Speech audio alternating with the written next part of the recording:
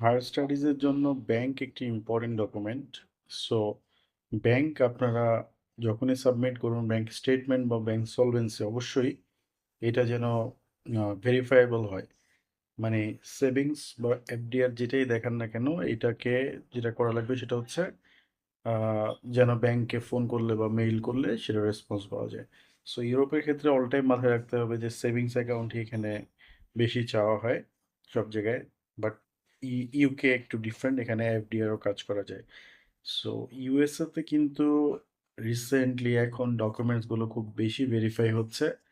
So অনেকেই আছে যারা কিনা ম্যাচিং অ্যাকাউন্ট বা ইত্যাদি ইত্যাদি এই ধরনের অ্যাকাউন্ট দেখানোর মাধ্যমে, এডিটেবল অ্যাকাউন্ট দেখানোর মাধ্যমে ট্রাই করতেছেন ইউএসএ বা অস্ট্রেলিয়া সহ আরও অন্যান্য কান্ট্রিতে।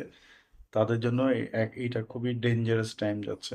সো এগুলো একটু ভালো করে এখন যাচাই বাছাই করে দেন নিজেরাই প্রসেস করেন, কিছু টাকা কমের মধ্যে করে ব্যাংক স্টেটমেন্ট বা সলভেন্সি বিপদে পড়েন না, কারণ এখন এম্বাসিগুলো খুবই টাইট।